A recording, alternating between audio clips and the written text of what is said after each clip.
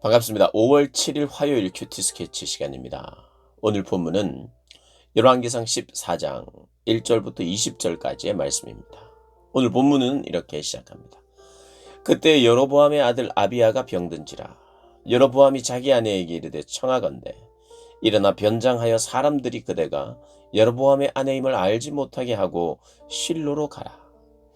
거기 선지자 아이야가 있나니 그는 이전에 내가 이 백성의 왕이 될 것을 내게 말한 사람이라. 오늘 본문은 여로보암 집안이 이제 망하게 된다는 그런 이야기가 소개되는 본문입니다. 이스라엘 북쪽과 남쪽으로 나뉘어서 북쪽의 첫 번째 왕이 되었던 여로보암. 사실 아이야 선지자라고 하는 선지자가 여로보암에게 왕이 될 것을 이야기했고, 또 다윗처럼 하나님의 말씀에 잘 순종을 하면 왕위를 보존할 수 있도록 하나님이 약속하셨죠. 근데 여로보암은 왕이 되자마자 우상을 섬겼습니다. 자신의 길을 따랐어요. 그리고 자신의 방법대로 했습니다. 하나님을 섬기고 하나님을 두려워해야 되는데 사울처럼 백성들을 두려워하고 백성들을 잘 통치하려고 하고 자기 손안에 넣으려고 하고, 여하튼 여로보암은 사울의 길을 걸었습니다. 그래서 결국에는 하나님이 네가 순종하면 복을 줄 것을 약속했는데 그 약속을 저버리고 이제 복이 아닌 저주를 받게 되는 거죠. 그 저주의 시작이 자신의 아들이 병든 것으로 시작이 됩니다. 자신의 아들인 아비야가. 근데 이제 본문은 우리 이제 뒤로 쭉 살펴보면 이 아비야는 그래도 하나님을 향한 선한 마음이 있었다고 이야기를 해요. 근데 그가 지금 병들어 죽게 되었습니다. 여로보암이 자신의 아들의 죽음, 자신의 아들의 이 병으로 죽을 것인지 살 것인지가 궁금했어요. 살기를 원하죠. 사는지 죽는지 궁금한 게 아니라 정말 살기를 원해서 자기 아내를 선지자에게 보내는데, 선지자가 여로보암의 아내인지를 모르도록 하고 가서 모른 채 하고 그렇게 간 거예요. 오늘 본문에 보면 변장하여 가라는 거죠. 사람들이 그대가 여로보암의 아내인지 모르도록, 그래서 변장하여 가라는 거예요. 변장하여 갔습니다. 아마 아비야는 변장해서 왔지만 대번에 알아봤습니다. 그가 눈이 어두웠는데도 불구하고 오늘 5절에 보면 여호와께서 아이야에게 이르시되 여로보암의 아내가 자기 아들이 병들었으므로 너에게 물으러 오나니 너는 이러이러하게 대답하라. 그가 들어올 때 다른 사람인 채 함이니라. 여호와께서 아이야에게 가르쳐 줬습니다.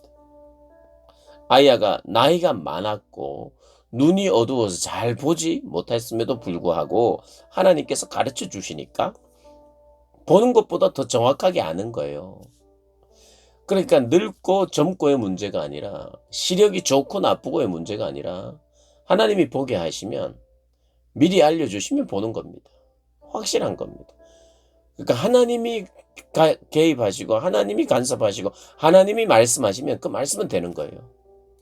늙은 선지자든 눈이 잘 보이든 잘 보이지 않든, 그래서 가르쳐 줬어요.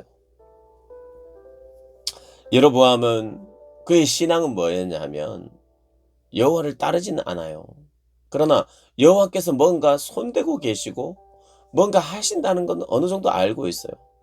그래서 하나님으로 인하여 뭔가 어떤 일이 벌어질 것인지를 알고는 싶어 하고, 아들이 낳을 수만 있다면 낳는 길을 찾고 싶어 하지만 여호와를 적극적으로 따르지는 않아요. 여호와를 함부로 저주하거나 할 수는 없어요. 그러나 그렇다고 적극적으로 따르거나 순종하지도 않아요. 왜 그렇습니까? 하나님을 사랑하지 않기 때문입니다. 하나님을 사랑하지 않고 자기를 사랑하기 때문에, 그런 교만 때문에 결국에는 끝까지 하나님을 따를 수가 없습니다. 어쩌면 이건 기회지요. 아들의 지금 병세 때문에 선지자를 찾아가서 한번 회개하고 자신이 직접 찾아가서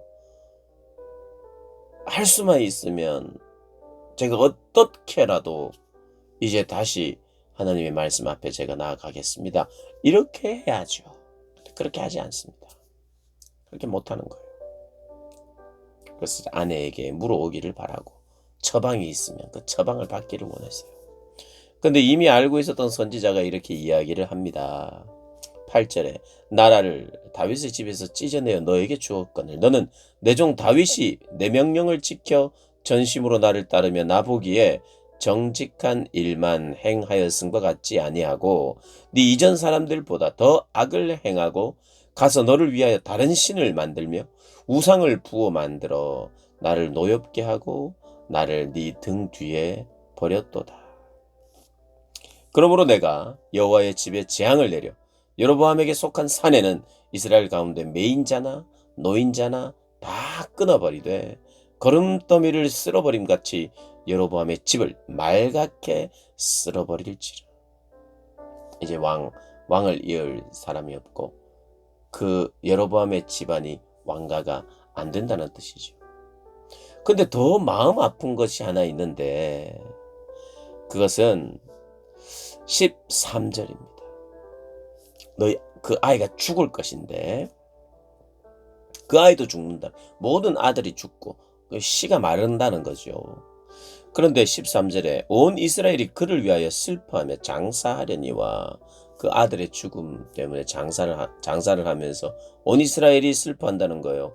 여로보암에게 속한 자는 오직 이 아이만 묘실에 들어가니 이 아이만 묘실에 들어갈 수 있고 다른 사람들은 묘실에 못 들어온다는, 길에서 다 죽고 집에서 죽고 그리고 묘실에 묻지 않는다는 의미이기도 하고 왕이 안 되니까 묘실에 왕가의 가족이 아니니까 묘실에 들어올 수도 없는 거죠.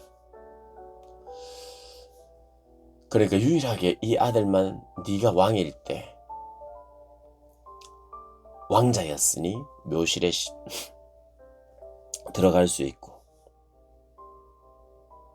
그 이유는 여로보암의 집 가운데서 너희 집안 가운데서 그 아이만 죽은 아이만 이스라엘 하나님 여호와를 향하여 선한 뜻을 품었기 때문에 참 하나님은 사실 선한 사람 한 사람만 있어도 그 사람에게 희망을 걸고 그 사람 때문에 주변을 망하게 하지 않는데 오히려 선한 의인을 또 죽여버리고 그것도 죽여버리고 이것은 정말 희망을 꺾어버리는 듯 하거든요. 근데 하나님은 이렇게 희망을 늘 꺾거나 자주 꺾거나 하시는 분이 아닙니다. 절대로 꺼지는 등불을 끄지 않아요. 상한 갈 때도 꺾지 않으세요. 꺼져가는 그런 불도 끄지 않는 하나님인데 한 가닥의 희망이 있다면 그 희망을 통해서라도 일하시는 분인데 오늘 그 희망을 꺾어버리는 것 같아요. 그만큼 북이스라엘이 암울하다는 뜻이며 하나님의 의지는 명확하다는 의미입니다. 꺼져가는 등불도 하나님 남겨놓는다면 거기는 희망이 있는 것인데 여기는 지금 희망이 없다는 것을 이야기합니다.